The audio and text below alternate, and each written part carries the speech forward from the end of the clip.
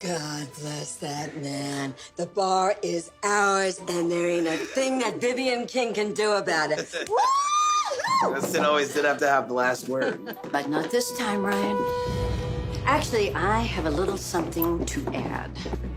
Well, speak of the devil, and it shall appear. No one is interested in hearing what you have to say, Vivian. Oh, and I can't even begin to tell you how tasteless it is you didn't even bother to wait for the grieving widow. You have some nerve showing that face here after the way you humiliated yourself at the memorial yesterday. Humiliated herself?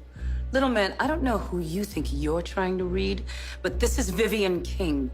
Be prepared to bow down. No, that's okay, Carol. Just pull your claws back. Ryan's life partner was just attempting to be gallant. Oh, God, that is the current politically correct term, right? All your power and success has not changed you one bit, has it? Still as malicious as ever. You know, I could say the same thing about you, Doctor. I mean, here you are, a world-renowned oncologist, and yet still just Sid's little errand boy. Wow. That's tacky even for you, Viv. Why don't one of you have some class and get her out of here? So welcome to Queer Guru, and congratulations on your very, very gay soap opera Melange, which debuts today on Logo TV's YouTube channel. Now, let's start, Tom, without you giving it all away. What's Melange about? So Melange takes place in a fictionalized, legendary New York gay club, which also was owned by a legendary, trailblazing gentleman who unexpectedly and maybe mysteriously passes away in the first episode. So we meet his young protege, Ryan Parker, played by the handsome Scott Evans. Very handsome. Very handsome, very talented, who is meant to take over the bar. And during the beautiful memorial service, right when we're about to toast the legacy, a fabulous woman wearing a fabulous fur coat busts in and says, "Not so fast." And it turns out it is our late proprietor's wife.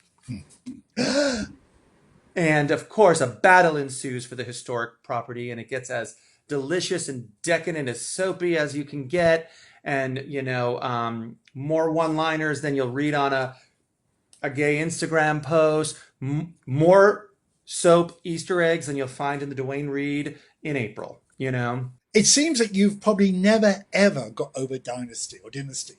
It's my English accent. But aside I love from it. that, I call it Dynasty because I was doing a gig in the West End in '05, and someone was telling me about Coronation Street and that I should watch that. And they said, you know, it's much like your Dynasty. And I went, oh, I will only call it Dynasty for the rest of my life. Anyway, you've never forgotten Dynasty, let alone Dynasty. But aside from that, where did this idea come from? And what made you want to make it now? So I've been a huge soap fan since I was 5 years old. I was chubby. My best friend was my grandmother, and I watched All My Children and One Life to Live with her every day. And I watched them every day until they went off the air. I still watch General Hospital.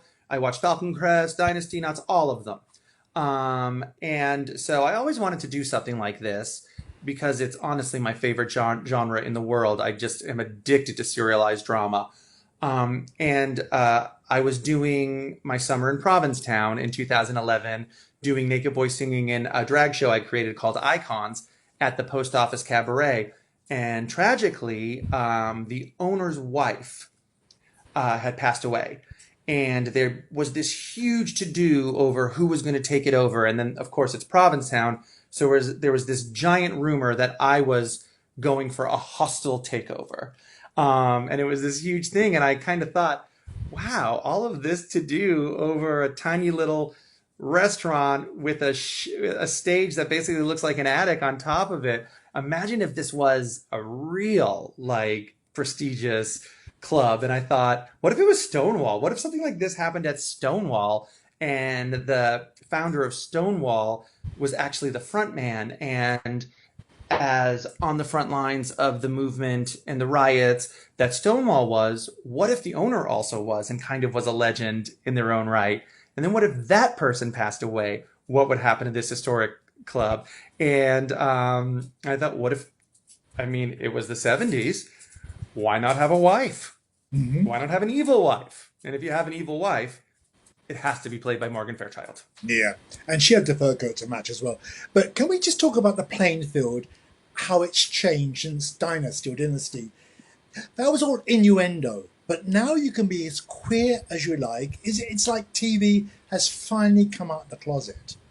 Yes, and it's amazing. I just finished watching Hollywood this week. And look, that's as mainstream as you get. And it's such an exciting thing, and it's absolutely the right thing. And entertainment is better because of it, right? Yeah. And it's so exciting to watch. And one of the reasons we're doing Melange now is obviously it's much easier to get traction with a show like this, but I'm really excited for the next step of this inclusion, you know, where, and you're seeing it a lot now, but with Melange, it is a classic over-the-top, campy, serialized drama, where a majority of your characters happen to be gay, lesbian, transgender, gender fluid.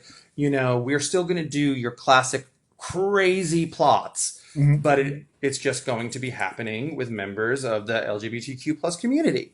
And I really am looking forward to that in the entertainment community, where it is just really one big, for lack of a better word, one big melange. Well, you've mentioned Morgan Fairchild, but let's go. You've got a very wonderfully talented, diverse crowd. Let's go through a few of them. Scott Evans, you mentioned, openly gay actor. Awesome. The wonderful Laith Ashley, who is playing trans. We adore. And he plays the first trans cop in the district. And I know, we could be arrested by him anytime. There's Omar Sharif Jr. making his US debut as an actor, stunningly hot, just like his father, Dr. Zhivago, if you're too young to remember. Fill you in on something that just happened on Twitter before we came online. Omar Sharif tweeted, the best thing about watching this program is David A. Gregory's face. Now, was there some on-screen, on-set romance we should know about?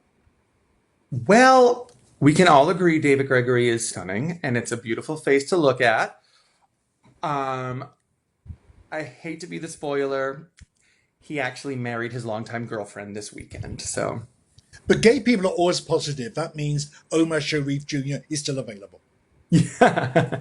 Always put the spin in it. And you also have Alex Newell playing a gender queer drag queen. So you've done the pilot, and we're itching. What's next? Oh, I'm itching too. You know, we were planning on filming the full season soon, and like everyone else, you know, we're locked down and just waiting for the okay, you know, to make sure it's healthy and safe for everybody.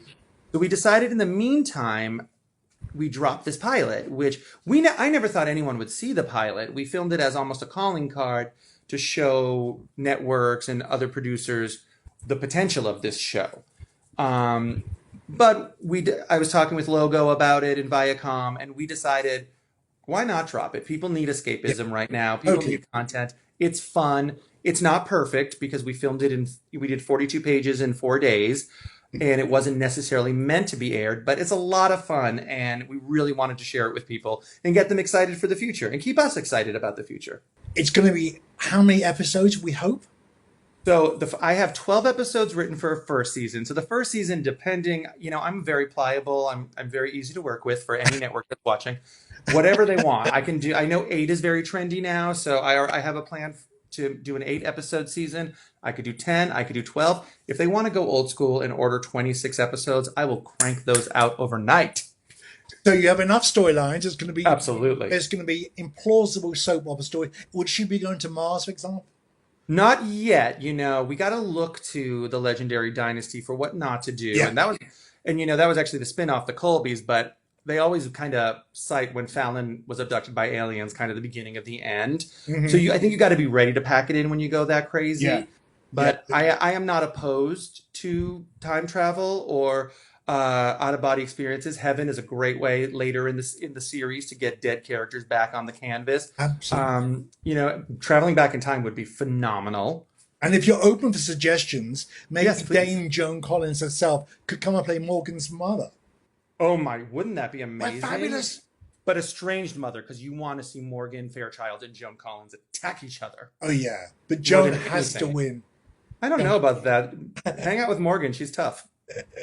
So, one of the other reasons we are talking today, you and I, is that of our summer base in Queer Guru is P-Town, and you have quite the history there too. Some of it even on the stage. Now, you talked about producing, but we remember you from hanging around the streets, just wearing nothing but a towel. What was that all about? Well, I was in the inaugural production of Naked Boys Singing in Provincetown at the Crown and Anchor in 2001. I was completely naked. And yes, I would hang out on the streets in a towel during the day, peddling the show. It's a Provincetown tradition. If you're a performer, you go out on the street and you bark your show with postcards and nobody's above it. It's part of the magic of performing in P-Town. And that was unbelievable because the town tried to shut it down because of an old blue law on the records where you had to be a certain distance from a church or a school. Well, Provincetown is basically two streets. No matter where you are, you're in proximity to a church or a school. So Rick Murray was amazing. He owns the Crown and Anchor. He lawyered up and we fought, and we won, and we played the season to sold out houses. And it was definitely the best summer of my life. It was amazing. And then I took the show over and produced it for many more years in Provincetown up until 2012. So, you're married to a theatrical producer, Michael, who worked with you on Melange. Is that where you met him, in the towel? No, I met him in the middle of Times Square shortly before. Right before we met the month I auditioned for Naked Boys and got it. It was, I'm from Cape Cod. I went to Falmouth High School, but I moved to New York, and my first big job in New York sends me back to Cape Cod. And then when I got back from doing Naked Boys, after I got the crazy out of my system, we started dating, and we've been together 18 years. Oh, wow. That's a long time. And how much do you miss P-Town? I miss P-Town more than I think anyone could ever imagine. I miss it kind of in the way you miss the best friend you've ever had in your life that you haven't seen in years. I dream about it constantly. I literally ache for it. I look at pictures of it every day. I just truly believe if I go back for 1 minute, I'll spend the rest of my life there. And I have things to do in New York. Yeah, but it's just like a very good drug there. But you have a very long resume in theatrical performing and producing, from off-Broadway, P-Town to TV. Do you have a preference now? Oh, I love theater. I love live theater. Yeah. I had a Broadway show that was supposed to open last month that the day of the lockdown was the first preview, the revival of Carolina Change we were co-producers on. And that's super exciting.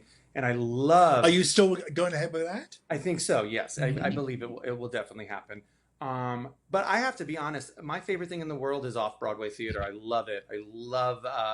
It's the last shout out to what I imagine was the old days, the vaudeville days. You do everything yourself. You're really hands-on. It's not a machine. You are the machine. And it's just an amazing way to really work with performers and really connect to an audience. I love it. I'm thrilled to be the king of small commercial off-Broadway. I love it. Yeah. Well, we're really excited about Melange. I was great having a preview. It's an hour and a half to go live with the other people. Yes. And we look forward to talking to you when COVID's over and you have more Morgan and everybody else to show us. Oh, I can't wait. No, can wait.